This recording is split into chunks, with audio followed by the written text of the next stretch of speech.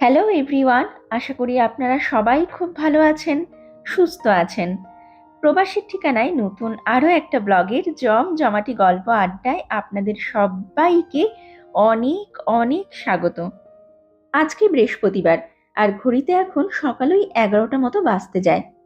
আর আজকের এই ব্লগটা শুরু করার আগে আপনাদেরকে একটু বলে দিই যে আজকের এই দিনটা কিন্তু কোনো যেমন তেমন সাধারণ একটা দিন নয়। আজকের এই দিনটা হচ্ছে আমাদের সকলের কাছে ভীষণই স্পেশাল একটা দিন। কারণ আজ হচ্ছে এই বছরের মানে 2026-এর প্রথম দিন। আর এই নতুন বছরের নতুন একটা দিনের সুন্দর একটা সকালে আমি এই সুদূর কানাডা থেকে আপনাদের সবাইকে জানালাম সুপ্রভাত, এবং আমার তরফ থেকে আপনাদের সকলের জন্য রইল নতুন বছরের অনেক অনেক শুভেচ্ছা এবং ভালোবাসা। নতুন বছরটা যেন সকলের খুব ভালোভাবে কাটে, সুন্দরভাবে কাটে, এই কামনা করি। আমাদের সকলের মনে যত যা অসম্পূর্ণ স্বপ্ন ইচ্ছেগুলো রয়েছে, যেগুলো আমরা পুরনো কয়েকটা বছরে পূরণ করতে পারিনি, সেই স্বপ্ন এবং ইচ্ছেগুলো যেন এই নতুন বছরে পূর্ণতা পায়। আজকের এই দিনটাতে দাঁড়িয়ে ঈশ্বরের কাছে আমি এইটুকুই প্রার্থনা করি। আর দেখুন, আজ এই নতুন বছরের প্রথম দিনে সূর্যি মামাও কিরকম তার হাসি মুখটা নিয়ে আমাদের সামনে হাজির হয়ে গেছে। মনে হচ্ছে যেন নতুন বছর পড়ার আনন্দে সূর্যি মামাও আজ বেজায় খুশি। আর ওনার খুশির ছোঁয়ায় রাঙিয়ে উঠেছে আজ এই পুরো আকাশটাও। আজ এই আকাশটা দেখে মনে হচ্ছে যেন এটা কোনো শরৎকালের আকাশ, তাই না বলুন? পুরো আকাশটাতে বেশ সুন্দর একটা নীল রং ছেয়ে রয়েছে, আর তার মাঝে মাঝে ভেসে বেড়াচ্ছে পেঁজা তুলোর মতো অল্প স্বল্প কিছু মেঘ। তবে এই ঝকঝকে নীল আকাশ এবং চারপাশের রোদ উজ্জ্বল পরিবেশটা দেখে আপনারা কিন্তু এই মুহূর্তে এটা একদমই ভাববেন না যে আজ এখানে মানে বছরের প্রথম দিনে কানাডাতে বেশ সুন্দর একটা আবহাওয়া চলছে। বাইরে যতই রোদ উজ্জ্বল পরিবেশ দেখুন না কেন, এই মুহূর্তে মানে আজ এখানে কিন্তু মারাত্মক রকমের ঠান্ডা। বাইরে এখন তাপমাত্রা চলছে -15 ডিগ্রি। আর চারপাশটাতে এই ঝকঝকে রোদের সাথে সাথে আশা করি আপনারা এই মুহূর্তে আমার এই ক্যামেরার চোখ দুটো দিয়ে এটাও দেখতে পাচ্ছেন যে আশপাশটাতে কিন্তু বেশ ভালো রকমেরই বরফ পড়ে রয়েছে। আসলে গত কয়েকদিন ধরেই এখানে মাঝে মধ্যেই ভারী তুষারপাতের সাথে সাথে পড়েছে বেশ ভালো রকমেরই ঠান্ডা, জানেন তো। আর সেই কারণে চারপাশে পড়ে থাকা বরফগুলো সেরকম ভাবে গলার সুযোগই পাচ্ছে না। তাও তো ভালো, আজ এই বছরের প্রথম দিনে সকাল থেকেই বেশ সুন্দর মিষ্টি একটা রোদ নজরে পড়ছে। গত কয়েকদিন ধরে তো এখানে এতটাই মেঘলা আর কুয়াশাচ্ছন্ন একটা পরিবেশ গেছে যে সকালবেলায় ঘুম থেকে উঠে সেই যে ঘরের লাইটগুলো জ্বালিয়ে রাখতাম, আবার সেই রাতে ঘুমোতে যাওয়ার আগে ঘরের সব লাইটগুলো বন্ধ করে ঘুমোতে যেতাম। প্রাকৃতিক আলো যে কি জিনিস সেটা যেন গত কয়েকদিন ধরে একদমই ভুলে গেছিলাম। কৃত্রিম আলোর ভরসাতেই জীবন কাটছিল। সত্যি, আমার তো মনে হয় ক্যানাডাতে এই শীতকালটা পড়লে পরেই যেন এখানকার মানুষগুলোর সাথে সাথে ঘরের লাইটগুলো এখানকার অন্ধকার পরিবেশের সাথে ডিল করতে করতে ভীষণই বিরক্ত হয়ে পড়ে, জানেন তো।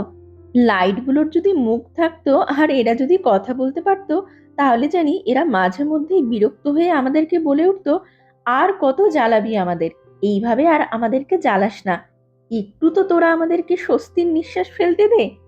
যাই হোক, এরা নেক্সট আরো 2-3 মাসের জন্য স্বস্তির নিঃশ্বাস ফেলতে পারবে কিনা তা আমি জানি না, কিন্তু আমার আর এখানে দাঁড়িয়ে দাঁড়িয়ে স্বস্তির নিঃশ্বাস ফেললে চলবে না। কারণ আমাকে এখন ঢুকতে হবে রান্নাঘরে। যদিও রান্নাঘরে আমি আধ ঘন্টা আগেই ঢুকে পড়েছিলাম দুপুরের রান্নার জোগাড়জান্তি করার জন্য, কিন্তু রান্না করতে করতে মাঝখানে একটুখানি সময়ের জন্য এসে দাঁড়িয়ে পড়েছিলাম আমার বারান্দাটার বড় জানলার সামনেটাতে। আসলে আজ অনেকদিন বাদে বেশ সুন্দর একটা রোদ উঠেছে, তো ওটাই উপভোগ করার জন্য রান্না করতে করতে একটুখানি সময়ের জন্য ছুটে এসেছিলাম এই দিকটাতে। চলুন এখন রান্নাঘরের দিকে যাওয়া যাক। এই যে কড়াইতে একটুখানি কালো জিরে 2-3টে শুকনো লঙ্কা ফোড়ন দিয়ে অল্প একটু পেঁয়াজ ভেজে নিয়ে তার মধ্যে কয়েক টুকরো আলু ভাজতে দিয়েই আমি বারান্দার দিকের জানলার সামনেটাতে গিয়ে একটুখানি দাঁড়িয়েছিলাম। আসলে আজ বানাবো একটুখানি সর্ষে ভেন্ডি। ভেন্ডিগুলো অলরেডি হালকা করে ভেজে একটা বাটিতে তুলে রেখে দিয়েছি। এখন এই আলুগুলো ভাজা হয়ে গেলেই এর মধ্যে গুঁড়ো সর্ষের পেস্টটা দিয়ে দেব। এই যে নুন হলুদ দিয়ে হালকা করে ভেজে রাখা ভেন্ডিগুলো এই বাটিটার মধ্যে তুলে রেখে দিয়েছি। আলুগুলো বেশ কিছুটা ভাজা হয়ে গেছে, আর একটু ভাজা হলেই এর মধ্যে সর্ষের পেস্টটা দিয়ে দেব। অনেকেই সর্ষে ভেন্ডিতে আলু দেয় না, কিন্তু আমি আবার কয়েক টুকরো আলু দিয়ে দিই, কারণ আমার কিন্তু বেশ ভালোই লাগে। আর মশলার মধ্যে আমি এর মধ্যে শুধু দিয়েছি হলুদ, কাশ্মীরি রেড চিলি পাউডার আর স্বাদ মতো নুন। তবে হ্যাঁ, বছরের প্রথম দিনে আজ ঘরে শুধু যে এই সর্ষে ভেন্ডি দিয়ে ভাত খাওয়া হবে তা কিন্তু একদমই নয়। আজকে এর সাথে সাথে রান্না হবে আরও একটি পদ, এবং সেই পদটি কিন্তু বছরের প্রথম দিনে মোটামুটি অধিকাংশ বাড়ির রান্নাঘরেই রান্না হয়ে থাকে। তাই আমরাও আর বাদ যাই কেন? তো আজ এই সর্ষে ভেন্ডির সাথে সাথে আরও একটি যে পদ রান্না হবে সেটি হচ্ছে মাংস। তবে আজ মাংসটা আমি কিন্তু একটু অন্যরকম ভাবে রান্না করব। আফটার অল আজ বছরের প্রথম দিন, তাই রোজকার ওই গদ্ধরা পদ্ধতির একটু বাইরে গিয়ে মাংসটা একটু অন্যরকম ভাবে রান্না করব। এবং মাংসটা কিভাবে রান্না করব সেটা ডেফিনেটলি আপনাদের সাথেও রান্না করতে করতে শেয়ার করতে থাকবো। ভেবে তো ছিলাম আজ একটু ফ্রাইড রাইস, মাংস আর কয়েকটা ফিশ ব্যাটার ফ্রাই রান্না করব।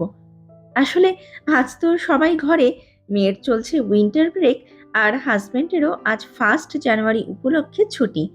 তাই ভেবেছিলাম এই টুকটাক ভালো মন্দ কিছু রান্না করব। কিন্তু সকাল থেকেই দিনটা শুরু হলো বেশ একটু দেরিতে। ঘুম থেকে ওঠা হলো দেরিতে, তারপরে চা ব্রেকফাস্টটাও খাওয়া হলো দেরিতে, আর দুপুরের রান্নাটা বসাতেও হয়ে গেল আজ একটু দেরি। আর এছাড়াও আজ সকালে চা ব্রেকফাস্টটা খাওয়ার সময় আমার হাজবেন্ড হঠাৎ করেই বলে উঠেছিল, চলো আজ দুপুরে একটু তাড়াতাড়ি খাওয়া দাওয়া করে ডাউন থেকে একটু ঘুরে আসা যাক। আমিও ভাবলাম এই সুবর্ণ সুযোগটাকে একদমই হাতছাড়া করা যাবে না।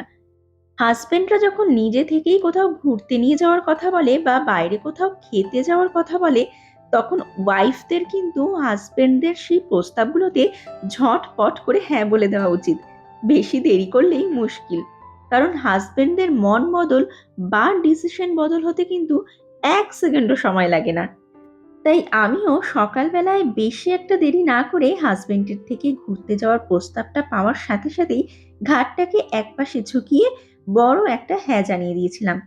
তাই আজ একটু তাড়াতাড়ি করে রান্নাটা সেরে ফেলার জন্য আমি যা যা রান্না করব ভেবেছিলাম তার মধ্যে থেকে দুটো পদ শুধু চেঞ্জ হয়ে গেছে। মানে ফ্রাইড রাইসের জায়গায় হয়েছে বাসমতি চালের একদম সাদা ভাত, আর ফিশ ব্যাটার ফ্রাইয়ের জায়গায় রান্না হচ্ছে সর্ষে ভেন্ডি। আর মাংসটা আমি যেরকম ভেবেছিলাম ঠিক সেরকম ভাবেই রান্না করব।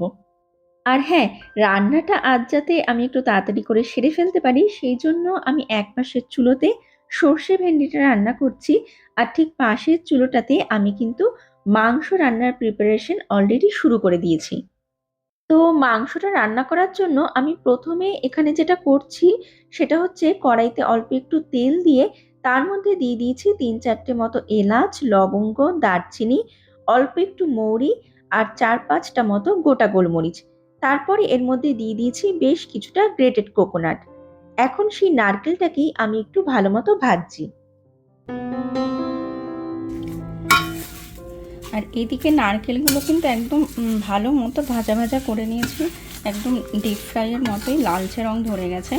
তো এই মুহূর্তে আমি অ্যাড করে দিয়েছি বেশ কয়েকটা কারি পাতা, যদিও আমার কাছে এগুলো ফ্রোজেন, মানে একদম যেটা বলে সতেজ নয় পাতাগুলো। তো যাই হোক, কিছু করার নেই, আমার কাছে ফ্রোজেনই রয়েছে। তো এখানে তো ওরকম পাওয়া যায় না বাজার থেকে, তো বেশিরভাগ ওই প্যাকেটেই আসে। তো আমি ওই ডিপ ফ্রিজে রেখে দিই, তো ওই পাতাই ইউজ করেছি, কারি পাতা। আর দিয়েছি এর মধ্যে হলুদ গুঁড়ো, ধনে গুঁড়ো আর কাশ্মীরি রেড চিলি পাউডার। এখন আমি এই সব কিছুকে ভালো মতো আর একটুখানি হালকা করে ফ্রাই করে তারপরে এর একটা পেস্ট বানিয়ে নেব।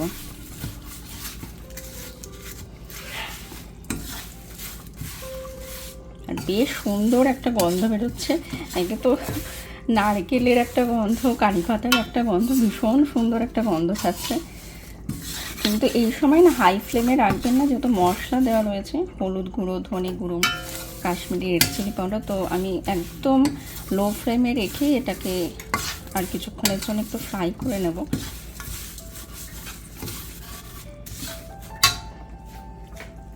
আর এইদিকে আমি ভেন্ডিটা দিয়ে দিয়েছি, আর 5-10 মিনিট মতো রেখে এটাকে আমি নামিয়ে দেব।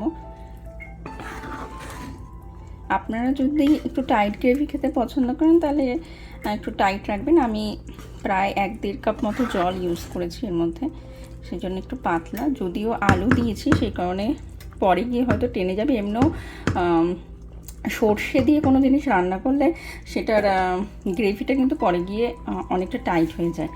তো প্রথম অবস্থায় যতটা দেখা যায় যে পাতলা রয়েছে সেটা কিন্তু অতটা পাতলা পরে গিয়ে আর থাকে না, পরে গিয়ে এটা বেশ অনেকটাই টেনে যায়। তো আমি একটু 5-10 মিনিট মতো এটাকে কুক করার পর তারপরে ফ্লেমটা অফ করে দেবো। তার মধ্যে যতটুকু যা গ্রেভিটা টাইট হওয়ার হয়ে নেবে আমি তারপরে অফ করে দেবো। এই যে নারকেল কারি পাতা মশলাগুলো ভালো মতো ভাজা হয়ে গেছে। এখন আমি এগুলোকে একটা বাটিতে তুলে রেখে দিচ্ছি।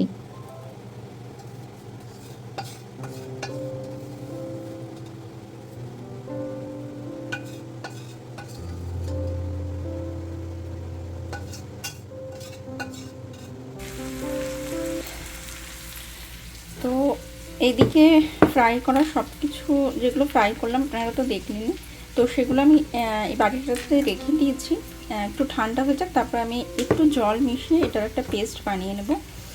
আর এইদিকে আমি ওই সেম কড়াইতেই সর্ষের তেল দিয়ে তার মধ্যে দিয়েছি মৌরি ফোড়ন। আর মৌরি ফোড়ন দেওয়ার পর এখন যেরকম আপনারা দেখছেন যে আমি পেঁয়াজ একটু ফ্রাই করে নিচ্ছি। এখানে আমি 2টো মিডিয়াম সাইজের পেঁয়াজকে চপ করে দিয়েছি। তো আপনারা যতটা মাংস নেবেন বা আপনারা যতটা পেঁয়াজ আপনারা আপনাদের পছন্দ মতো হিসাব করে দেবেন। পেঁয়াজটা একটু হালকা করে ফ্রাই করা হয়ে গেলে এর মধ্যে আমি আদা রসুন পেস্টটাও দিয়ে দেবো। আর ফোড়নে কিন্তু আমি আবারও বলছি, আমি এখানে কিছু ফোড়ন দিইনি, শুধু মৌরি ফোড়ন দিয়েছিলাম। সর্ষের তেল দিয়েছি আর মৌরি ফোড়ন দিয়েছি। আর এইদিকে আমার সর্ষে ভেন্ডি যেটা রান্না করছিলাম সেটা হয়ে গেছে, আমি এটাকে এই সাইডে সরিয়ে দিয়েছি। লাস্টে 3টে কাঁচা লঙ্কা আমি মাঝখান দিয়ে চিড়ে অ্যাড করেছিলাম, আর অল্প একটু ধনে পাতা দিয়েছি। আর কাঁচা সর্ষের তেল অনেকে দেয়, তবে আমি দিইনি। আপনারা চাইলে কাঁচা সর্ষের তেল উপর দিয়ে ছড়িয়ে দিতে পারেন। তবে আমি লাস্টে এই 3টে কাঁচা লঙ্কা মাঝখান দিয়ে চিড়ে দিয়েছি, আর অল্প একটু ধনে পাতা কুচি দিয়েছি। তো চলুন এদিকে আপাতত এই রান্নাটা করতে থাকি।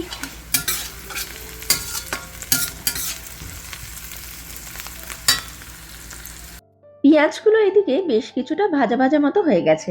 এখন আমি এর মধ্যে দিয়ে দিয়েছি 2 চামচ মতো আদা রসুনের পেস্ট।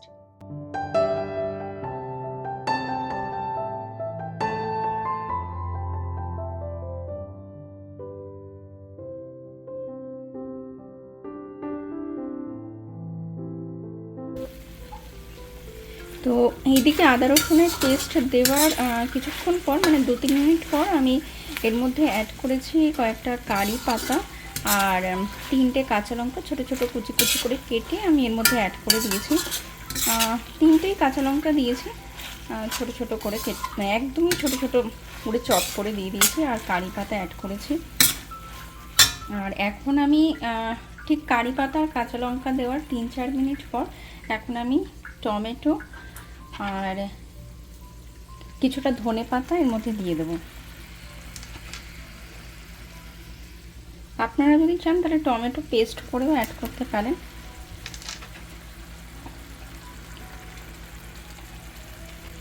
একই সাথে আমি কিছুটা ধনে পাতা দিয়ে দিচ্ছি এর মধ্যে।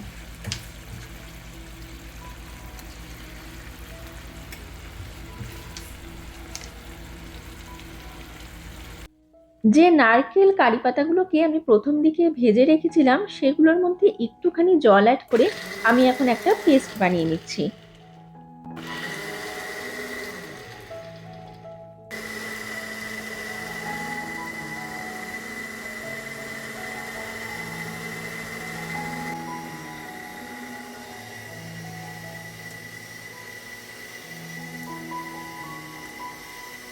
টমেটোগুলো আর একটুখানি গলে গেলেই নারকেলের যে পেস্টটা আমি এখন বানাচ্ছি সেটা এর মধ্যে অ্যাড করে দেবো। পেস্টটা দিয়ে 5-7 মিনিট মতো রান্না করার পর 1 কাপ মতো জল এর মধ্যে অ্যাড করে দেবো। মাংসের গ্রেভিটা আপনারা আপনাদের পছন্দ মতো রাখতে পারেন। যদি টাইট গ্রেভি রাখতে চান তাহলে জলটা একটুখানি কম অ্যাড করবেন। আর যদি একটু পাতলা গ্রেভি রাখতে চান তাহলে 1-1.5 কাপ মতো জল অ্যাড করলেই যথেষ্ট। আমি আজ যেহেতু গ্রেভিটা একটুখানি পাতলাই রাখবো তাই 1 কাপ মতো জল এর মধ্যে অ্যাড করে দিয়েছি। আসলে ভাত দিয়ে খাবো তো, মাংসের গ্রেভিটা থাকলে ভাত দিয়ে মাখিয়ে খেতে বেশ ভালোই লাগবে। আর এছাড়াও আমাদের ঘরে আবার টাইট গ্রেভিটা একটু কমই চলে। মাংসের ঝোল হোক বা মাছের ঝোল, আমাকে কিন্তু সেটা একটু পাতলা করেই বানাতে হয়। তো যাই হোক, এরপরে আমি কিন্তু এই কড়াইয়ের মধ্যে ধুয়ে রাখা মাংসগুলো অ্যাড করে দেব এবং মাংসগুলোকে তারপর ভালো মতো রান্না করে নেব। যদিও এখানে মাংস সেদ্ধ হতে বেশি একটা সময় লাগে না, জানেন তো। আসলে এখানে তো সব ফ্রোজেন মাংস বিক্রি হয়, আর ফ্রোজেন মাংস কিন্তু বেশ তাড়াতাড়ি রান্না হয়ে যায়। আর এইদিকে আমার কাছে কয়েক টুকরো সেদ্ধ আলু ছিল, আমি সেই আলুগুলোকে কড়াইয়ের মধ্যে দিয়ে দিয়েছি। আপনারা চাইলে আলুটা নাও দিতে পারেন। এইদিকে মাংস রান্নার কাজ আমার কিন্তু মোটামুটি প্রায় শেষের পথেই। আর 10-15 মিনিট মতো রান্না করেই মাংসটা আমি নামিয়ে ফেলবো। আর হ্যাঁ, সবশেষে ওপর থেকে একটু ধনেপাতা কুচি ছড়িয়ে দেব। ঘড়িতে এখন প্রায় 1টা মতো বাজতে যায়। মাংসটা নামিয়ে রেখেই তাড়াতাড়ি করে আমি স্নান করতে ঢুকে পড়বো। আমার হাজবেন্ড বলেছে আজ যেভাবেই হোক ঘর থেকে 3:30-র মধ্যে বেরোতেই হবে, তাহলে পরেই ডাউন টাউনে গিয়ে একটু ঘোরাঘুরি করা যাবে। আসলে আজ 1 জানুয়ারি উপলক্ষে এখানে বেশিরভাগ শপিং মল দোকানপাটগুলো তাড়াতাড়ি মানে ওই রাত 7টা নাগাদ সব বন্ধ হয়ে যাবে। এমনকি গতকালও নিউ ইয়ার্স ইভ উপলক্ষে এখানে বেশিরভাগ শপিং মল দোকানপাটগুলো সব রাতে 7টা-8টার মধ্যেই বন্ধ করে দিয়েছিল। সেই জন্য আজ যদি ঘর থেকে একটু তাড়াতাড়ি না বেরোই, তাহলে পরে দেখা যাবে শপিং মলের ভেতরে ঢুকতে পারবো কিনা। শপিং মলের দরজাগুলো কিছুক্ষণের মধ্যেই বন্ধ হয়ে যাবে। আর এই কনকনে মারাত্মক ঠান্ডার মধ্যে এখন বাইরে রাস্তাঘাটে ঘোরাঘুরি করা তো কোনোভাবেই সম্ভব নয়। জমে পুরো ক্ষীর হয়ে যেতে হবে। এমনিতেই কিছুদিন আগে আমরা মা মেয়ে দুজনেই বেশ ভালো রকমের জ্বর সর্দি কাশিতে ভুগেছি। আমার লাস্ট ব্লগে তো আপনাদেরকে দেখিয়েছিলাম, আমার মেয়ে স্কুল থেকে আসার পর সন্ধেবেলার দিকে ওর বেশ ভালো রকমেরই জ্বর এসে গেছিল। সেই জ্বরে বেচারি প্রায় 4-5 দিন মতো ভুগে সুস্থ হয়ে উঠল কিনা, তারপরে আবার আমি জ্বরে পড়লাম। আর এইভাবেই আমরা মা মেয়ে এই ক্রিসমাসের ছুটিটার 10-12 দিন মতো ঘরে অসুস্থ হয়ে শুয়ে বসেই কাটিয়ে দিয়েছি। তাই আর কোনোভাবেই অসুস্থ হওয়ার ইচ্ছে তো একদমই নেই। এমনিতেও সামনের সোমবার থেকে এখানে স্কুল খুলে যাবে, সেই জন্য আজকে যতই বাইরে বেরোই না কেন পুরো শরীরটাকে ভালো মতো ঢেকে ঢুকে খুব সাবধানে বেরোতে হবে।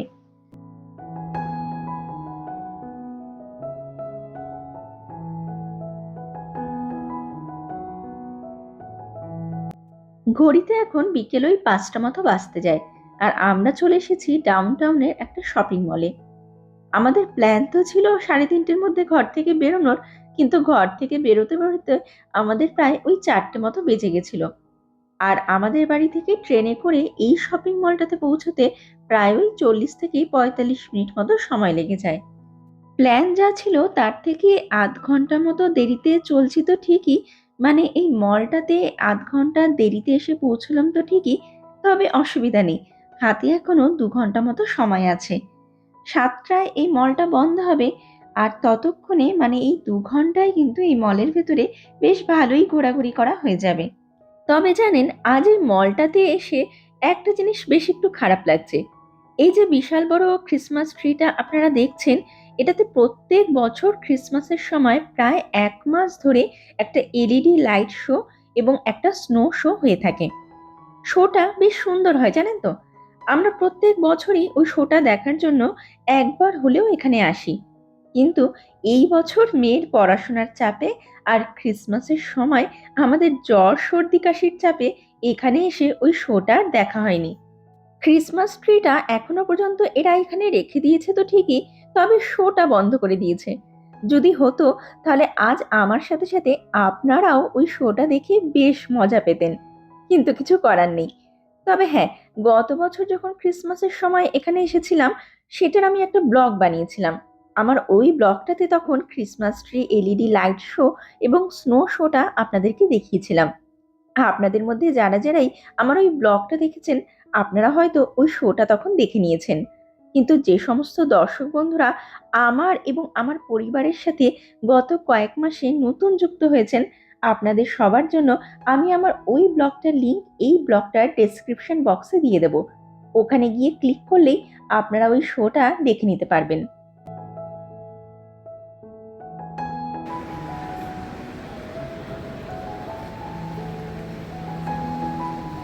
কানাডাতে এই কনকনে শীতের মধ্যে এখানকার বেশিরভাগ মানুষজনদের কাছে ঘোরার জায়গা বলতে শুধু এক দুটো জায়গাই বোঝায়, জানেন তো।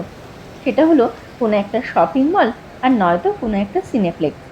আর সেই জন্যই তো দেখেছেন, আজ বাইরে এতটা পরিমাণ ঠান্ডা থাকা সত্ত্বেও মলের ভেতরে কিন্তু বেশ অনেক মানুষজনকে ঘোরাঘুরি করতে দেখা যাচ্ছে। সত্যি আজ বাইরে ভীষণ ঠান্ডা, জানেন তো। ডাউনটাউনের এই শপিং মলটাতে আসবো বলে আমরা যখন ঘর থেকে বেরিয়েছিলাম, ঘর থেকে স্টেশন পর্যন্ত পৌঁছতেই ঠান্ডার চোটে আমাদের দম বেরিয়ে যাওয়ার মতো অবস্থা হয়ে গেছিল। পুরো শরীরটাতে শুধু চোখ দুটো খোলা ছিল। ঠান্ডার চোটে চোখের পাতা দুটো এমনভাবে কাঁপা শুরু করে দিয়েছিল, মনে হচ্ছিল যেন পুরো শরীরটা বাদ দিয়ে চোখ দুটোতেই শুধু জ্বর চলে এসেছিল। এমন নয় যে আমাদের বাড়ি থেকে স্টেশনটা অনেক দূরে, জানেন তো। মাত্র 5-6 মিনিটের হাঁটা পথেই স্টেশনটা পড়ে। কিন্তু ওইটুকু রাস্তা হাঁটতেই যেন অবস্থা পুরো খারাপ হয়ে গেছিল। তবে এখন এই শপিং মলটার ভেতরে ঘুরতে কিন্তু বেশ আরামই লাগছে। আসলে মলের ভেতরে যে ভালো দমে হিটিং চলছে, সেই জন্যই তো ঠান্ডার ঠটাও ভেতরে একদমই বোঝা যাচ্ছে না। চলুন, সামনেই একটা বড় বইয়ের দোকান আছে, ওখানে একটু যাই। আমার মেয়ে অনেকক্ষণ ধরেই বইয়ের দোকানটাতে যেতে চাইছে। ওকে আগে কিছুক্ষণের জন্য বইয়ের দোকানটার থেকে একটু ঘুরিয়ে নিয়ে আসি, চলুন।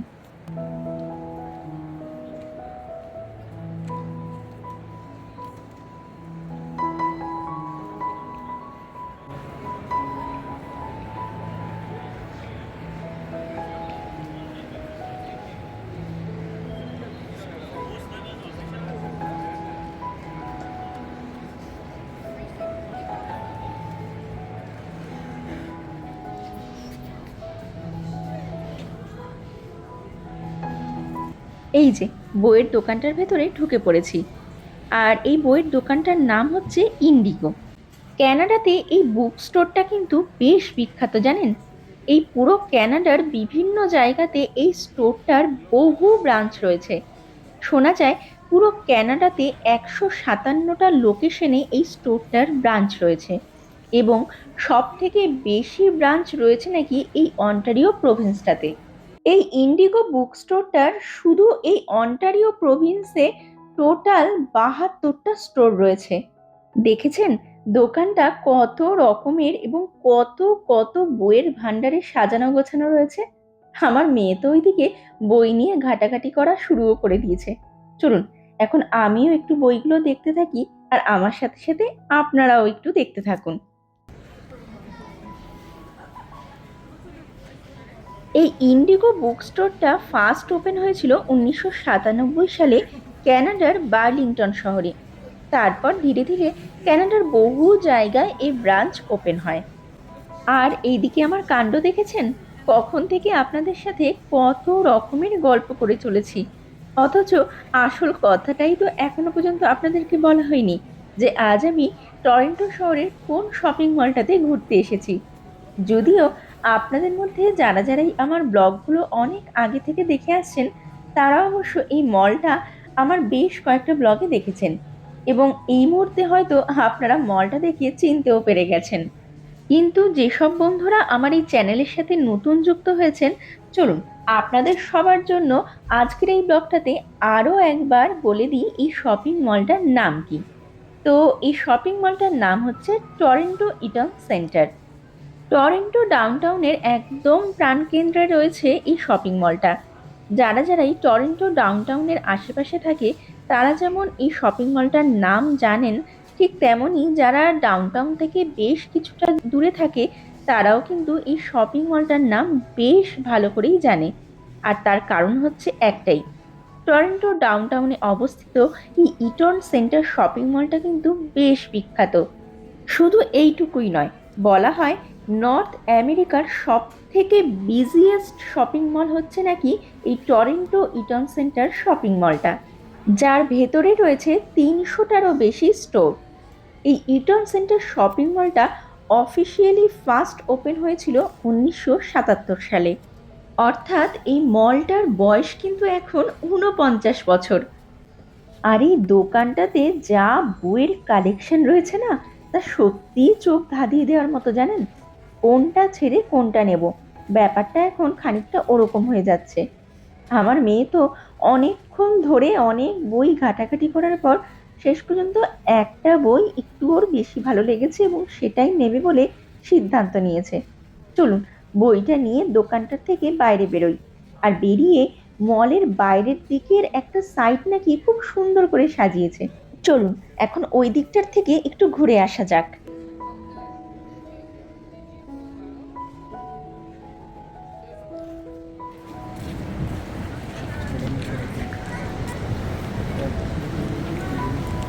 বাহ, কি সুন্দর করে সাজিয়েছে দেখুন। আজকাল তো দেশে পুজোর সময় অনেক জায়গার রাস্তাঘাটগুলো ঠিক এরকম ভাবেই সাজানো হয়।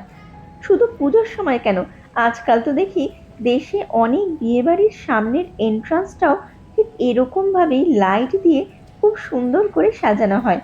দেখতে কিন্তু বেশ ভালোই লাগে, তাই না বলুন? অনেককেই দেখছি এই জায়গাটাতে এসে দাঁড়িয়ে দাঁড়িয়ে বেশ সুন্দর করে ছবি তুলছে, ভিডিও বানাচ্ছে। আসলে সত্যিই যে এই জায়গাটুকু দেখতে বেশ সুন্দর লাগছে। আর সুন্দর জিনিসের সাথে ফটো তুলতে, ভিডিও বানাতে কারই না ভালো লাগে বলুন।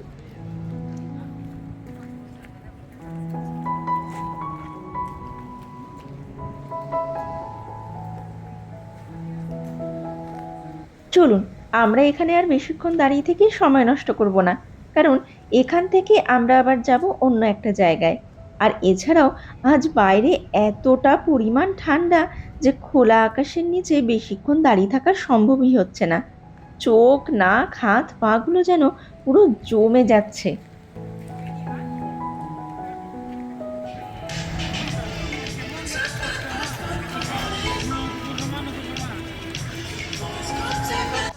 ঘড়িতে এখন প্রায় 7:30টার মতো বাজতে যায়। শপিং মল থেকে বেরিয়ে আমরা এখন চলে এসেছি অন্য একটা জায়গায়। এই জায়গাটার নাম হচ্ছে Nathan Phillip square. Toronto Eaton centre shopping মলটা থেকে বেরিয়ে 10-12 মিনিট মতো হাঁটলেই এই নাথান ফিলিপ স্কোয়ার জায়গাটা পড়ে।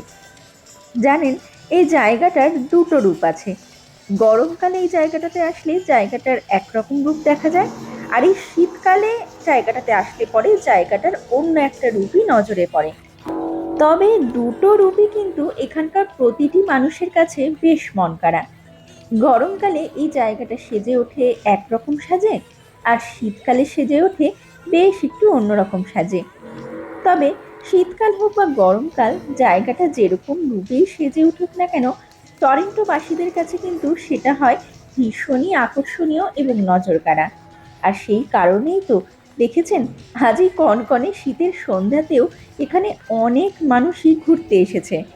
শুধু টরন্টোবাসীদের কাছে নয় জানেন, পর্যটকদের কাছেও টরন্টো ডাউনটাউনের এই নাথান ফিলিপ স্কয়ার জায়গাটা ভীষণই আকর্ষণীয় একটি জায়গা। Attention, skaters.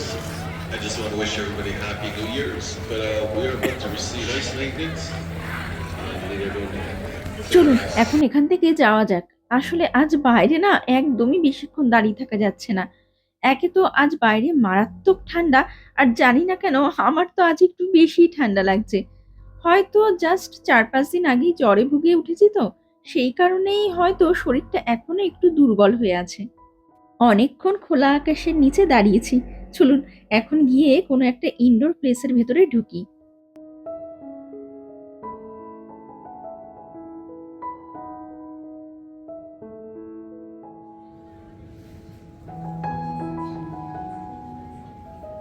চলে এসেছি একটা ফুড কোর্টে। রাত প্রায় 8টা মতো বাজতে যায়, তাই হঠাৎ করেই সিদ্ধান্ত নেওয়া হলো বাড়ি ফেরার আগে আজ রাতের ডিনারটা ডাউনটাউনের কোনো একটা রেস্টুরেন্ট থেকে করেই বাড়ি ফেরা যাক। ডিনার টাইম তো হয়েই গেছে, কিন্তু দু একটা রেস্টুরেন্টের সামনে, এমনকি ইটন সেন্টার শপিং মলটার ভেতরেও যে ফুড কোর্টটা রয়েছে, সেখানে গিয়ে আমরা দেখি সব ফুড কাউন্টারগুলোই এরা অলমোস্ট বন্ধ করে দিয়েছে। তাই অগত্যা উপায় না পেয়ে হাঁটতে হাঁটতে ঢুকে পড়েছি অন্য একটা জায়গার ফুড কোর্টে। ভাগ্যক্রমে এখানে এসে দেখি এই ফুড কোর্টটা এখনো পর্যন্ত খোলা রয়েছে, আর আমরাও তাড়াতাড়ি করে একটা টেবিল খালি পাওয়াতে সেটাতে এসে বসে পড়েছি। আসলে আপনাদেরকে ভিডিওটার শুরুর দিকেই বলেছিলাম না, যে আজ 1 জানুয়ারি হওয়াতে এখানকার বেশিরভাগ দোকানপাট, রেস্টুরেন্ট, শপিং মল সব কিছুই মোটামুটি 7টার মধ্যে বন্ধ হয়ে যাবে। সেটাই হয়েছে আর কি। ভাগ্যিস ভালো হয়েছে যে এই ফুড কোর্টটা অ্যাটলিস্ট খোলা পাওয়া গেছে। না হলে পরে তো এই রাতেই আমাকে বাড়িতে ঢুকে কিছু না কিছু আবার রান্না করতে লাগতো। এই ফুড কোর্টটা ইটন সেন্টার শপিং মলটার থেকে বেশি একটা দূরে না, জানেন তো? বলতে পারেন মলটার একদম অপোজিট সাইডেই রয়েছে। এই ফুড কোর্টটার ওপরের তলাটাতে আবার বিশাল বড় একটা সিনেপ্লেক্স আছে, আর নিচের তলাটাতে রয়েছে বেশ কয়েকটা দোকান। চলুন, এইদিকে আমার হাজবেন্ড খাবার দাবার নিয়ে চলে এসেছে, এখন ঝটপট করে একটু খেয়ে নিই। আর এছাড়াও দেখবেন, শীতের দিনে গরম গরম খাবার চোখের সামনে থাকলে পরে যেন সেটাকে বেশিক্ষণ ওইভাবে ফেলে রাখা যায় না। শীতের দিনে বেশ একটু গরম গরম খাবার খেতে কিন্তু বেশ মজাই লাগে।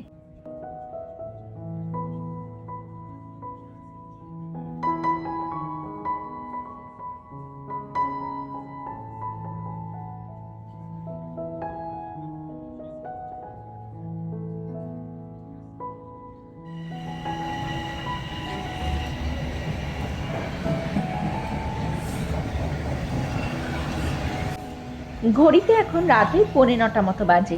ফুড কোর্টটার থেকে খাওয়া দাওয়া সেরে আমরা এখন ধরেছি বাড়ি ফেরার পথ। আর স্টেশনটাতে ঢুকতে না ঢুকতেই স্টেশনের উল্টো পথের ট্রেনটা বেশ একটু নজর কাড়লো। কি সুন্দর হলিডে থিমে ট্রেনটাকে সাজিয়েছে দেখলেন? এখানে এই ক্রিসমাস হলিডে উপলক্ষে এখানকার বেশ কিছু ট্রেন বাসগুলোকে না এরকম ভাবে একটু সাজিয়ে দেওয়া হয়। রাস্তাঘাটে চলাফেরার পথে হঠাৎ করে সেগুলো নজরে পড়লে কিন্তু দেখতে বেশ ভালোই লাগে। যাই হোক, আমাদের ট্রেন কিন্তু এইদিকে চলে এসেছে। চলুন এবার ট্রেনে উঠে বাড়ি ফিরি। আর আমার আজকের এই ব্লগটাও আমি আজকের জন্য এইটুকুই রাখছি। আমার আজকের এই ব্লগটা আপনাদের কেমন লাগলো, যদি সম্ভব হয় তাহলে সেটা কিন্তু আপনারা আমাকে একটা কমেন্ট করে অবশ্যই জানাবেন। ব্লগটা যদি ভালো লেগে থাকে তাহলে একটা লাইক করে দেবেন, শেয়ার করবেন এবং চ্যানেলটাকে সাবস্ক্রাইব করে আমার পাশে থাকার ছোট্ট একটা অনুরোধ করে রাখলাম। তাহলে চলুন আজকের এই ব্লগটাকে এখানেই শেষ করা যাক। দেখা হবে খুব তাড়াতাড়ি নতুন আরো একটা ব্লগে। ততক্ষণ পর্যন্ত আপনারা সবাই খুব খুব ভালো থাকবেন, সুস্থ থাকবেন। Keep smiling and keep making lots of wonderful memories. Bye bye.